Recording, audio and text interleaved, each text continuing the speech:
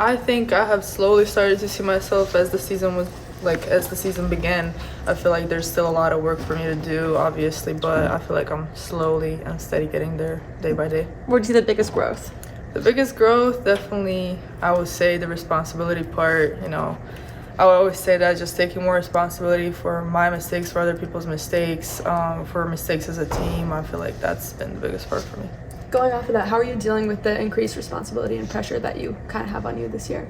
Well, there's been ups and downs. There's been good days, there's been bad days. Sometimes it tends to get a little bit overwhelming, which is obvious. But I'm ready for that. I knew that was gonna happen, so it's nothing that I wasn't mentally, preparing myself for. But yeah, it's been very overwhelming and rewarding at the same time. I feel like that's a good thing to have. I feel like, pressure is privilege, and the more pressure, the better. Caroline, how close are you to 100% as far as basketball-wise and with your neck? I think, like I said, it's day to day, but I'm feeling a lot better now, so I'm able to do more and just kind of go from there. Do you think you'll see increased minutes next against NC State on Sunday? Yeah, I'm feeling better, yeah. Has it been really frustrating for you? I can't imagine just the injuries that you've gone through and the pain that you've played through to be in this position again. Yeah, it's frustrating, especially like last year I was dealing with my hip all season, and then having this, it's hard to kind of know because, like I said, it's day to day. So some days are really good, some days are bad. So just trying to manage that. But with our athletic staff here, Hootie, Janelle, coaches, they've made it really helpful in helping me get back to where I want to be. How difficult is that to get into a rhythm or any kind of consistency when one day you won't feel good and the next you will? Yeah, it's hard, but I think just kind of trying to capitalize on the days that I do feel good and trying to do as much as I can, and then on the days that I don't feel good, trying to get in all the extra treatment I can, doing any little thing I can to help me. I think that's been big. But yeah, it's definitely frustrating, kind of not knowing what I'm gonna get. Where have you seen the biggest growth in Nika? I think, like she said, just kind of taking on the extra responsibility of being an upperclassman. And I think a big thing for her is whenever anyone messes up, she's always the first to be like, that's my fault, even if she had nothing to do with the play. Just kind of taking that responsibility of everyone kind of following her lead and knowing that if someone doesn't know what they're doing exactly, she's the one that kind of helps them along through it. So I think just she's always had a huge role, huge voice, but I think this year it's even bigger because we all look to her and we all follow her. So. How much does that just set the tone for everyone else for kind of bringing that energy and that vocal voice? Yeah, I think definitely when you see someone like her who's the top of our defense, the top of our offense too, starts everything off, seeing the way she plays, the hustle she brings, and just the energy, it definitely inspires everyone to kind of if she's doing it well, I'm gonna do it too. So. Can you both talk about the impact that Lou's had on the team so far this year? Lou has just been such a great addition to our team. I always tell her I wish you were here even before. 1 year is not enough with you, but we're gonna cherish that 1 year with her that we have. Such a great scorer, but everybody looks at her as a scorer, but she's so much more than that. She does the little things. She's really that silent leader on the court too, and just being a great vet. She has so much experience that really helps us a lot. But yeah, it's been a huge pleasure to have her on our team, and she's become a part of the family from the day one, and yeah, great to have her. I love her.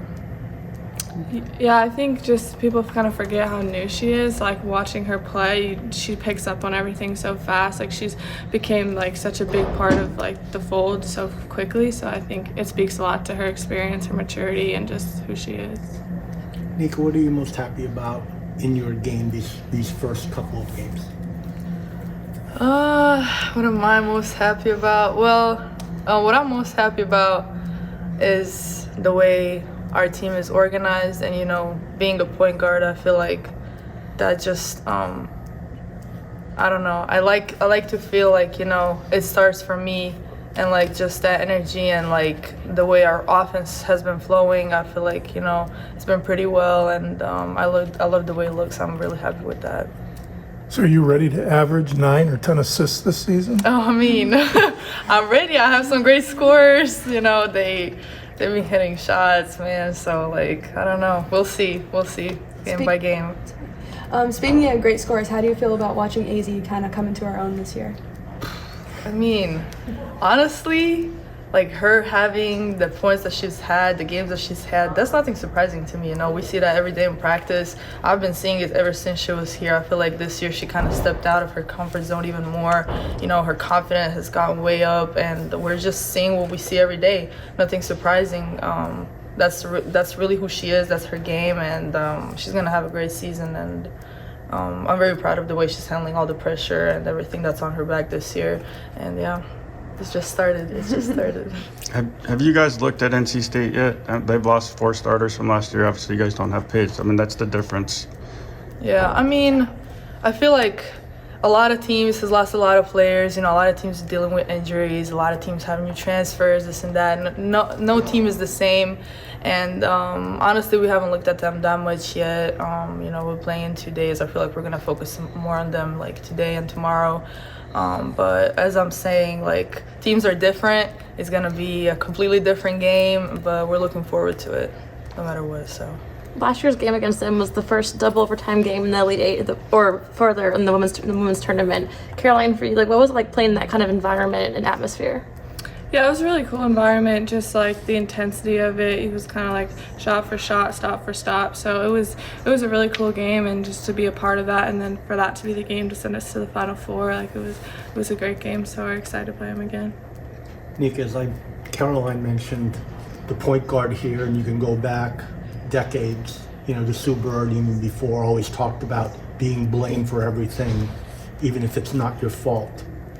How difficult is that when you do everything perfect, something goes wrong, and coach gets on you and dealing with that, especially from him? Well, coach always blames me for everything, so it's nothing I'm not used to. But I mean, I wouldn't say it's difficult. I think I always come back to that. Like our seniors, when I was a freshman, when I was a sophomore, our seniors always, you know, took the time and took responsibility for our mistakes, and watching them do that, I feel like I've kind of like understood why that's so important. So I don't think it's difficult at all. I feel like that's something that needs to be done, and I feel like, you know, it's just, I feel like it's like being a good teammate thing too. So if you take responsibility for their mistakes, they're not gonna do that mistake again, or, you know, they're gonna try not to, and then you have the sorry, I zoned out a little bit. And then you have the, how do you call that? I don't know what you're trying to say. Responsibility. The responsibility to not make that mistake either. So I feel like it goes both ways, kind of. Thank you very much. But yeah, it hasn't been that difficult. What's the biggest advice Paige has given you, just for taking on that role? Biggest advice Paige has given me on taking that role? I mean, she has been giving me a lot of good advices, honestly. I feel like she's mostly been the energy guy, you know, on the bench. She's crazy on the bench, and, you know, she lifts everybody up. But she's given me a lot of good advices, you know, especially on like how to be a leader, how to be vocal, when to say stuff, when not to say stuff. She's been great on the sideline. She's been, you know, dictating practice a lot, drawing up plays for us, which I think is great. And she notices the little things that, you know, when we're playing, we don't notice. So having her as a player coach on the side really means a lot. Is there one specific thing she's taught you?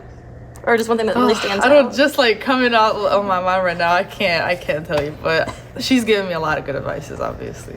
So when you guys head off the court, she's coming to you guys before the coaches and saying, hey, this is what I see? Yeah, absolutely. Yeah. How much excitement is there to play back-to-back games like you have against two real quality opponents that a lot of people thought once Paige got injured you guys would lose, and now it looks like you could very well win both of them and get on a tremendous roll? Yeah. Well, I think it's amazing that we get to play such big games, especially so early in the season, because, you know, it's only our third game of the season, and I feel like we're looking pretty good. You know, we're learning a lot from those games, and playing such big teams is definitely going to help us further in the season, so we can learn what to work on, what looks good, what is not looking good. So I feel like it's a tough schedule, but that's what we want, that's what we need, and that's what we've been preparing for. So nothing unusual for us, you know. We're excited. How do you What did you learn from, you know, that Texas game, that first game against a top team? Well, yeah, I told coach in the locker room that, you know, we can look pretty good at times. Like we had good stretches, we had good plays, but we had bad stretches too. We had bad plays. So we can look good and we can look bad. So now it's just a matter of time that we have to put in practice, you know, to make those good stretches longer and look good even more. So I feel like that's the main thing I learned from the Texas game. How do you keep the energy up between such big games back to back? How do I keep the energy up? Yeah.